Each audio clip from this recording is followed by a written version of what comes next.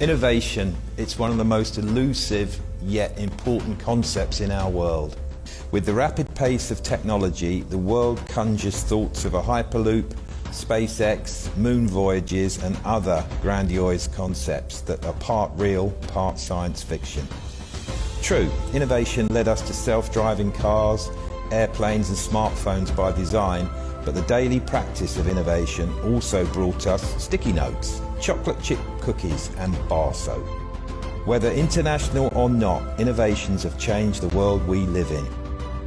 Global innovation, the merging of ideas and technology to create a better world, is the essence of innovation. Innovation leads to economic growth, increased well-being and environmental sustainability.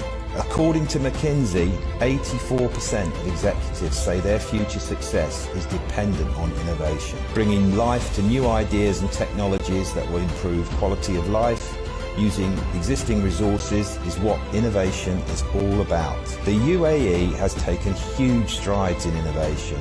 Developing the National Innovation Strategy is one such example, where a culture of innovation is embedded amongst individuals, companies and governments.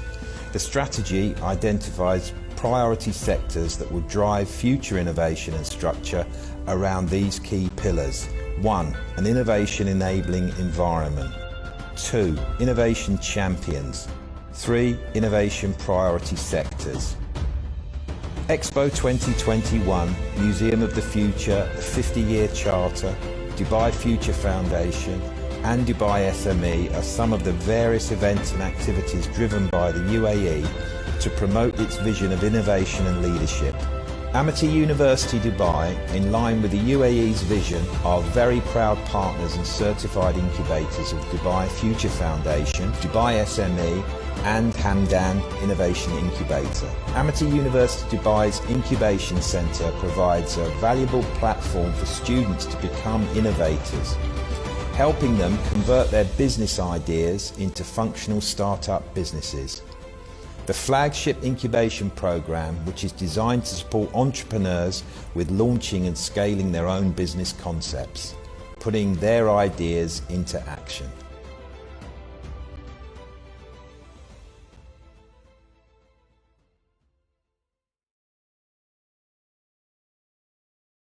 Great video, Gary. Well, I didn't knock this up, this weekend, people. I'd like to say we did. We just had a innovation and sustainability conference, which was originally due for April. And of course, April was not a great time to accept humans into an establishment. So we had to delay it, but also we had to have it online. And we did use Zoom, by the way. We were going to be using WebEx before, and it went very well, actually. And it was, people did their papers and things, but the point of the matter is, without these two things, students, startups, SMEs and large companies are not going to survive, because one of the companies that you saw there, Thaley, he was a student at our university and he makes sportswear, leisure wear from plastic, 100% from plastic. So his manufacturing now, as a sustainability product is fantastic, because sadly we have a lot of it around the world. And what's even sadder is that by 2050, if we don't stop it, there'll be more plastic in the ocean than fish. I mean, just think about that for a moment. Sustainability and innovation go hand in hand. We have to do more with less. And we have to make sure that the innovation is something that uplifts communication, education, business, but just the sustainability part of it. The Matteo, who's one of Matteo Boffa, who's the president of the Swiss Business Council, he was one of the judges for the plastic shoes, and he's he's a Swiss banker turned social entrepreneur. So you can't imagine someone more money oriented before going completely the other way. He's made a boat, a dhow actually, that is completely out of plastic and old flip-flops. And he's going to sail around the world with the hashtag Plastic Revolution on it. So there are plenty of people doing things based here. And it's great that the UAE is fully behind sustainability and innovation, because we have plenty going on here, but it has to help everyone. That's the key message. And it's, the sustainability tag is financially viable. Old car belts and the plastic, they're making bags and, expensive, well-crafted bags that people want from the advertising hoardings in Dubai. So that, those massive plastic banners that you see on Sheikh Zayed and everywhere, well, they end up under your feet in the ocean or in landfill. They're actually making things from them. And this is the type of business that we all want. We want people that have a passion for sustainability and innovation to target those areas. And you can have a recognized business that makes money from this, that also helps the environment. So it's a no-brainer, really. The McKinsey's been mentioned before in Beth's presentation, but that's rather telling that 84% believe that it's innovation that's going to keep them going and growing, because that's the issue that we have. If we carry on doing what we're doing and expecting a different outcome, I'm afraid it's not going to happen, people. It's not. We need to change, and it doesn't matter how young or old you are, your business needs to have a sustainable element to it. Every medium, large company has CSR. People are watching you. You simply cannot waste yours or the world's resources and get away with it anymore. It doesn't matter what size company you are, you have to be seen to be doing things well. You can put it forward, actually, Beth, if you'd like. And the economic growth part and McKinsey part to this is clear and telling. Innovation, sustainability, like I said, I believe they go hand in hand. And if people can make these areas better, it increases, everybody's well-being, because people who couldn't go to university could do an online degree, who couldn't get there before, who couldn't move before. I'm sure there's people in this audience whose parents are looking at degree courses for their children right now who probably don't want to send them outside the country anymore. And it's not going outside the country, it's getting back in.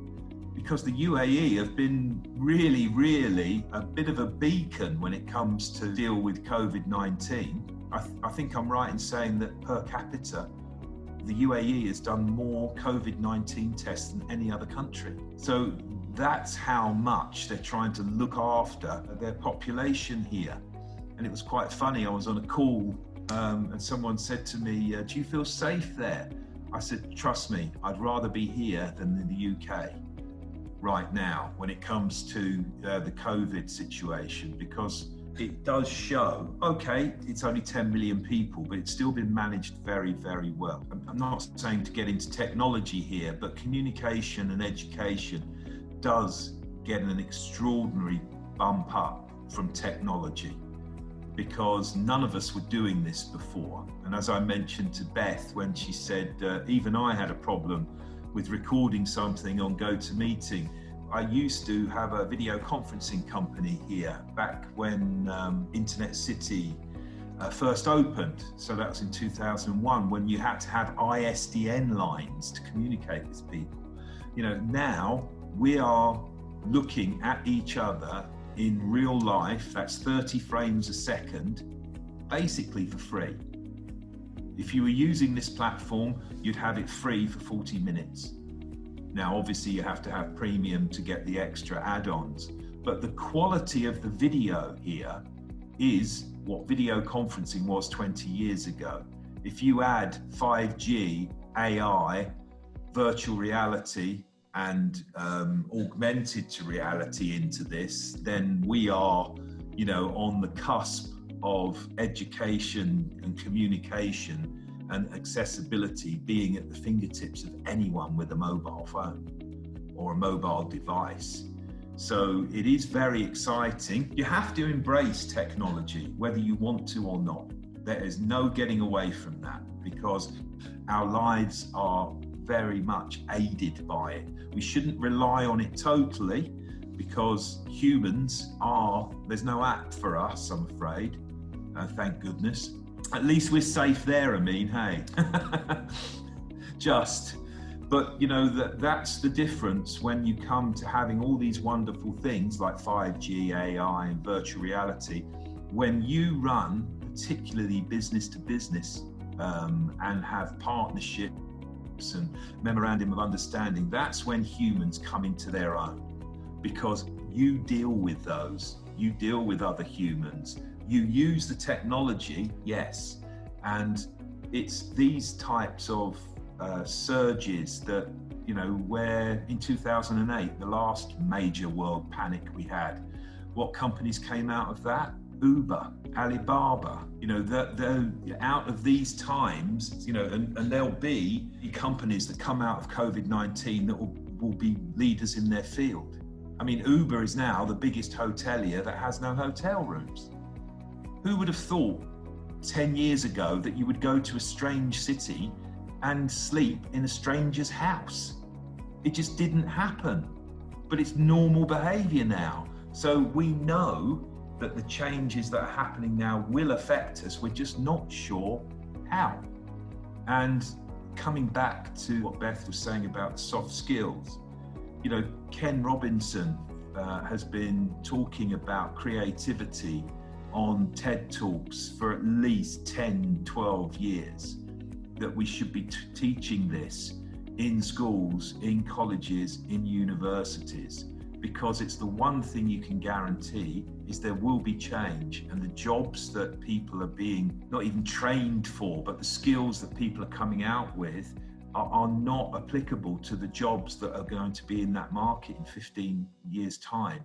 So we have to make sure that people like yourselves who are willing to upskill and willing to come on and go for the blended learning with Pearson, you're at the forefront of this, because you're the people that are willing to grow yourself and are open to education, not just being in a classroom as a working professional. So I think that's the route that education is going now. It won't be long before you will have an online blended learning webinar degree that sits next to the traditional one, where you go into the university and learn as well. So these things are very exciting, scary, but exciting. That's the key to it. You have to embrace this. Yeah. Pop it forward, thank you. I think this might be the sustainability one that we did.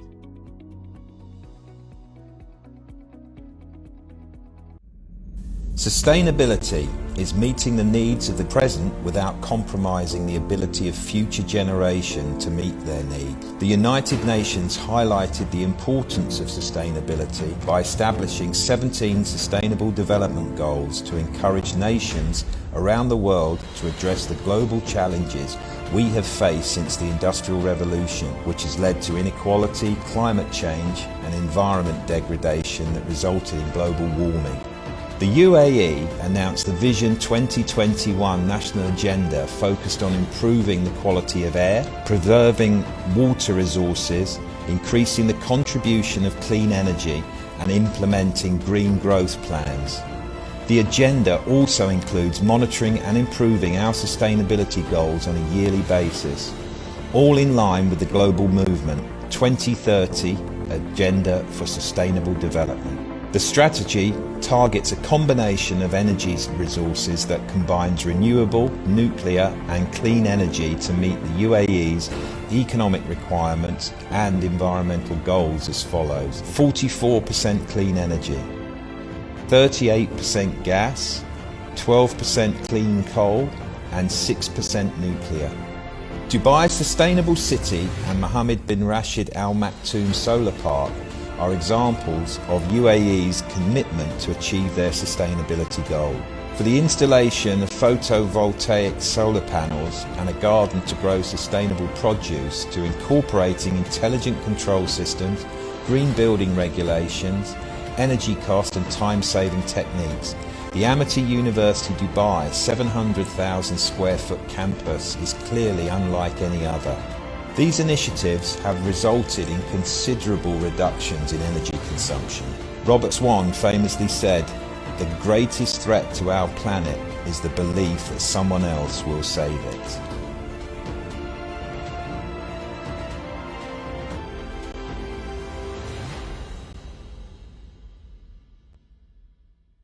So, I mean, looking at these, when we're looking at innovation and sustainability, as I say, they go hand in hand here, and we're looking at key areas that are in line with the global goals here in the UAE. So we don't need to look at this bit. Beth, we can go forward a bit more. Yeah. I mean, the UAE does, is it 100 million tons of PPE around the world? You know, they're not shouting about it either. You know, we have a lot of great things going on here, and also we've got a lot to do. Sadly, I mean, I'm a big promoter of the UAE, but sadly, we're one of the biggest users of plastic bags as well. We have something like 1,100 plastic bags per person being used. So, and that's part of a system where we really need, that's education, isn't it? We need to get, you know, make sure that we make bags for life affordable, but also use the plastic that we've already got for generating new products and services.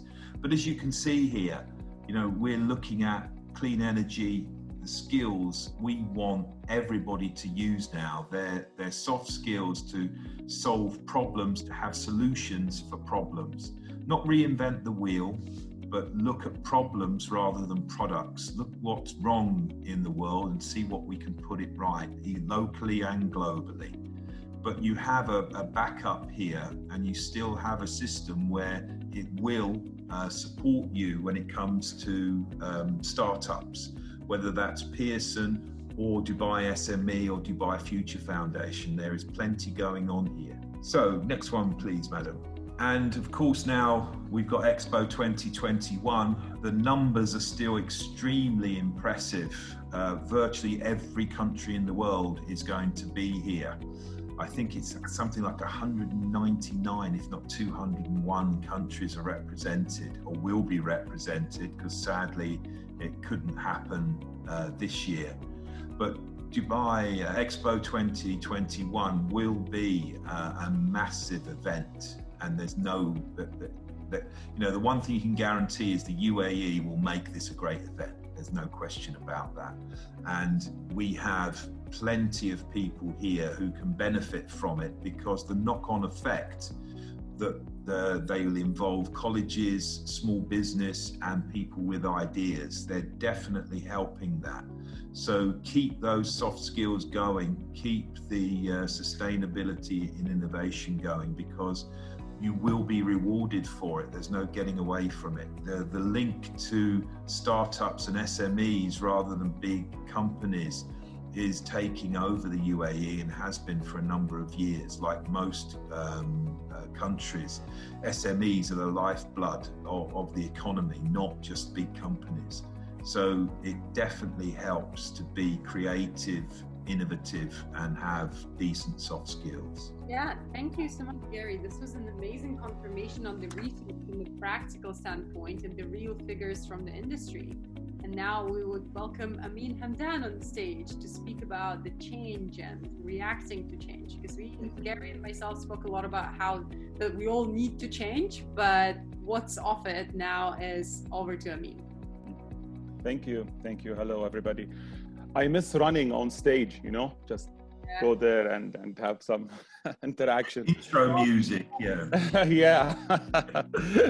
Yeah. Tony Robbins yet, I mean, just give it a bit. Yeah. We always talk about change. We always face change in our daily life, whether we like it or not. As long as time passes, there is always change. We always face situations that we are uncomfortable with, and the reason why we are uncomfortable with it, it's because probably we don't see ourselves fit into that situation. It came against our predictions or assumptions, just like what happened in the recent COVID situation.